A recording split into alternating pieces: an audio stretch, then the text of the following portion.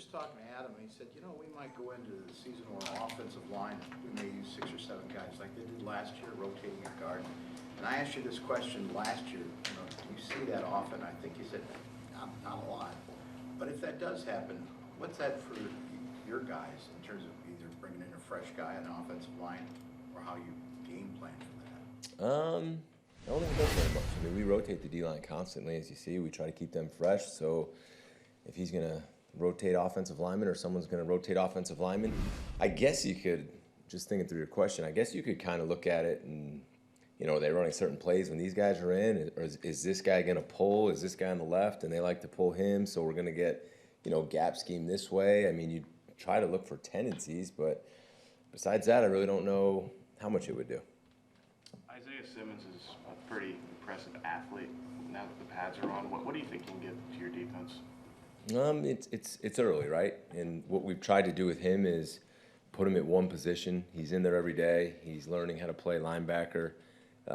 He's going through the individual drills as a linebacker. So from a fundamental and technique standpoint, I think what you're seeing is he's focusing on doing one thing. And I think for him, it's getting better every day. It's his physicality. It's his understanding of the defense. It's him setting edges. It's him playing in coverage. You know, how quickly he can pick everything up and how quickly he can get everything down will determine how much we can really do with him. But I think he's off to a really good start. He's a great teammate. He brings great energy. Obviously, he has great physical tools.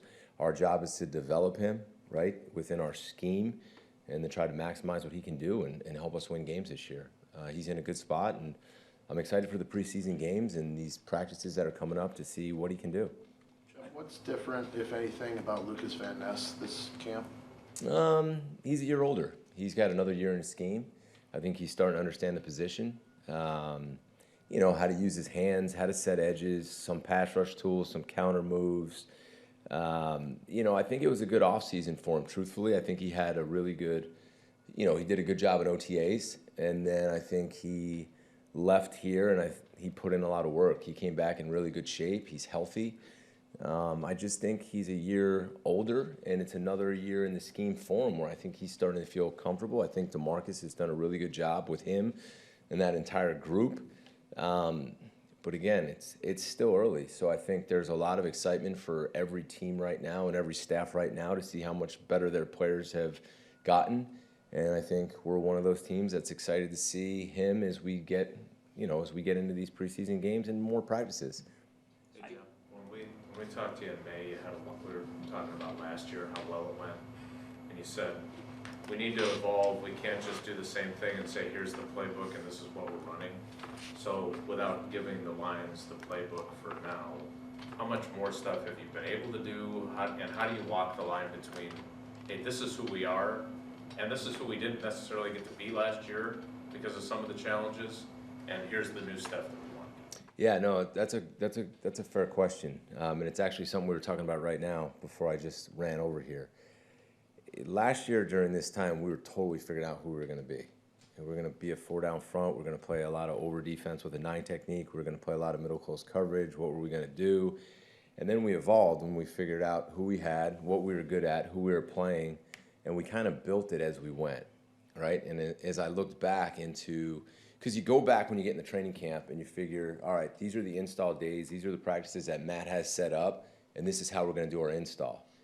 Well, our install, like, from last year to this year, you would think we have a new defensive coordinator from what we put in last year at this time to what we ended the year. So the beauty of it right now is we have a strong foundation, and that install is almost done after 6 practices. So now it's the tweaking. Now it's getting better. Now it's evolving as we see, oh, I like this pressure, but hey, anyone else think we can do this and this off of it? So now we can kind of build. And what we can do is we have a bigger inventory. The guys know the inventory. And this will allow us to say, all right, going into the first however many games, we like this. Let's hold off on this, but have this ready down the road. You understand what I'm saying? Because I don't think, even though we kind of believe we have a good foundation of where we are schematically, I still think we're going to need to evolve as we go because people are going to figure us out. Things are going to change around the league of what offenses are trying to do. and we're a different team this year, so we're gonna have to continue to evolve. But where we are at the start compared to where we were last year is totally different, and I'm excited to see where we can go with this. I know it's July 30th, so there's a lot of time here, but most of the defense has been Evan and Xavier at safety with Bull in the slot. Is that kind of how you're inclined to line up with that? Well, we'll see. I mean, Bull's lining up and playing safety too. I think, to me, it's you go into training camp and it's, what positions are we competing for, right? At the safety position, we've got a couple guys who've played, and we've got some pretty good safeties. And then ultimately it comes down to who are the best 11 and how can we get them on the field at the same time. And I think you guys have heard it from me multiple times. I think that's our job. So if Evan, Bull, and X, we feel are three of the best players, we need to figure out how to get them on the field on all down distances, on early downs, on third down. If we feel like there's someone else that deserves to have a package, we got to try to figure that out too. So whether we come out in base defense and Evan's a safety with X or Bull's a safety with X or, whoever wins that job, I mean, that's why we practice. That's why we go into these preseason games. You want guys competing. I think good teams have competition. You want guys pushing each other. Like if I'm Javon Bullard, I'm proving to everybody right now, you're not taking me off the field. Like it's not happening. I'm playing every down. And if I'm Evan Williams, I hope he's saying the same thing. And I hope Zane Anderson's right behind them saying I'm doing the same thing, because then what happens is guys push each other and we get better. And I think that's our job as coaches. Like we want guys to compete to get better and not just think they've arrived, or you're not going to improve. So we'll find out. I mean, it's early. When we line up week one, our job as coaches and my job as the coordinator is to figure out how to get our best 11 guys who deserve to play on the field. And to me, who's going to play the hardest, right? And who's going to attack the football, and who are we going to be able to trust that they know what they're doing. When the idea conversation came up about moving Bo to cornerback, what were your initial thoughts, and then what's that onboarding process been like, getting him acclimated to a different side of the ball? Yeah, we talked about it in the spring a little bit, and we kind of put him through some individual and some practices. And I was excited. I mean, I'm a big fan of Bo. I'm sure anyone who's been around him, you know the type of guy he is, you know how hard he works, he's super athletic. And then you kind of saw him do some DB drills, and as he backpedaled, you saw how quick his feet were and he could transition. And then you see him get in there and he's got some reactionary skills. So when Matt brought it up again, I said I'd love to try it. And at the same time, let's take a step back, and this isn't going to be like we put him in and it's, oh, he's got it. No, it's a hard position to play. And people might think you're just out there, go cover a guy. I mean, it's one of the hardest positions physically to play. And there is thinking to it, too. It's not as easy as some people think. So I just wanted to make sure everybody understands that this is going to be a process with Bo. And I said to Bo, look, man, you might get spun around in the first two practices. You might line up, and, I mean, it's going to be different for you, but I don't want you to get frustrated. We're not going to get frustrated with you. I mean, we understand this is going to take time, but we believe in it, and we believe in him, and we believe he can do it. And again, that's our job as coaches, is to develop players, right? Whether it's a young player or a new player to play a different position. And I think DA's done a really good job. But I credit Bo. I don't think there are many guys in this league who are just going to be, hey, what do you think about doing this? And yeah, I'll do it, whatever's best for the team. How many guys nowadays are going to do that? I don't think there's many of them. So chances are the guy's going to succeed. And I believe in him, and I'm excited to see where this can go. But at the same time, I think everybody's got to kind of just, all right, let's slow down. Everything's not going to look perfect. But I was fired up. I love the guy. You win with guys like Bo.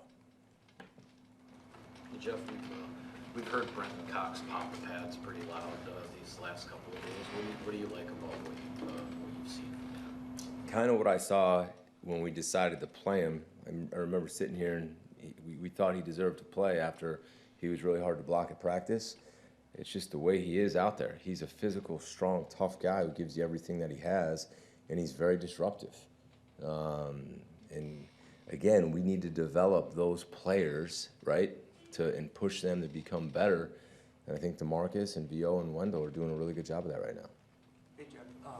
I think it was Evan Williams. A couple of guys have talked about sort of the emphasis with like forced fumbles, punch outs. Kind of what's been your message with that, obviously? And I mean, you guys were pretty proficient at last year, but kind of taking that next step now. Yeah, we took the ball away last year. we didn't force enough fumbles, and that's not good enough. So the emphasis coming in is, one, our play style, how hard we're going to play, how physical we're going to play, how we run to the ball. That's non-negotiable. The other is we're going to attack the football. So we need to emphasize it more. We need to coach it better. We need to put it out there on tape. And in doing so, hopefully our offense will, we'll train them too. So it's a whole team thing. But that's been the number one emphasis this training camp is over everything is, one, play style. Two, we have to force more fumbles. And that's charted, that's talked about, and you can see the buy-in of the players. Again, we could, as coaches, like, let's be real, we could talk about anything, and you can emphasize stuff, but they have to buy in, and they have. And whoever's out at practice, I mean, you're seeing some haymakers being thrown at the ball right now, and it can't just be from one guy, it has to be from everybody. And I appreciate the buy-in of the players, but we want to lead the league in forced fumbles. We are going to have to work at it, and that's very important to us. So is naming one of your QC coaches the Ball King new then, or was that last year? Where did you find out about the Ball The King? head coach told us. All right, then that's fair game. I mean, I didn't know that the Ball King was out there. Yeah, so I had the idea before training camp. I wanted to find a way to emphasize it, and there's different ways that I've done it in the past.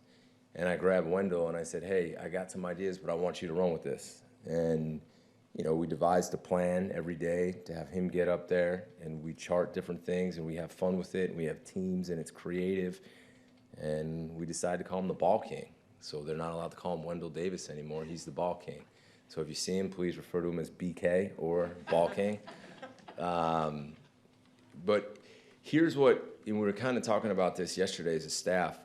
Like, he gets up there and he does an unbelievable job, and the guys have fun with it, right? And there's a lot of time in training camp where I think, we're on the guys hard constantly, and we're in the meeting rooms and we're watching film and we're demanding and we're locked in. But then there needs to be all right, catch your breath, let's all have fun together. And he brings that out a lot, and he's doing a really good job. But at the same time, there's an emphasis and there's a seriousness. And the cool part about our guys is they're able to have fun with it, and I think it's bringing them together, but they're buying into it. And you can see that when we go out there and practice. So he's done an unbelievable job, and as fun as it is, it's serious. And, I think if we can continue to do that, I do believe it's going to show up when we start playing.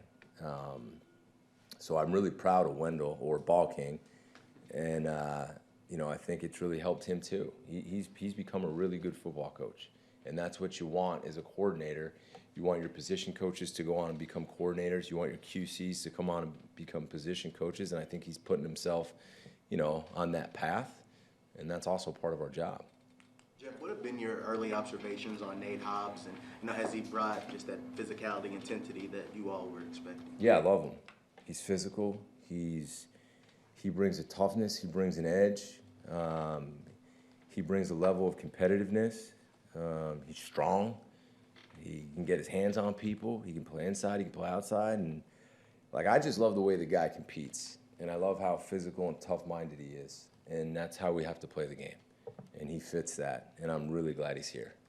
How unique is him at the line? Sorry? How unique is Nate Hobbs, at the line of scrimmage jamming guys? How unique? Yeah, for him, for what you want from all your corners. Strong. Yeah. He's got strong hands. He's got a strong lower body. When he gets his hands on you, he makes you stop and start. That's important. We play some good slots in this league. We play some really good receivers, right? So if we're going to want to do that, he gives us a chance to do it. Your emphasis on forced fumbles. Evan Williams said the number that you guys have been talking about is 43. Jeez, these guys are giving away all our secrets. Is 42 the confirmed number of forced fumbles, done by a team in a single season? We're trying to verify that. I think it's 43 takeaways. I mean, I'd have to look at the forced fumbles again. These guys can't be giving out all of our secrets either. Look, the emphasis is to lead the league, whatever number that is. We need to lead the league in takeaways, and it can't just be interceptions. We didn't do a good enough job last year forcing fumbles. I mean, that's why we're emphasizing it. So if 43 is the number, then we'll go after 43 and do our best to get there. So. Yeah, go ahead. I want to understand the ball king presentation. He gets up there every day, Matt said, right? Yes. So are you showing clips of guys doing it right? What is the presentation since Matt gave it away? All right, we'll go into the ball king presentation. This might take a little bit, but that's okay. Today's a player's off day.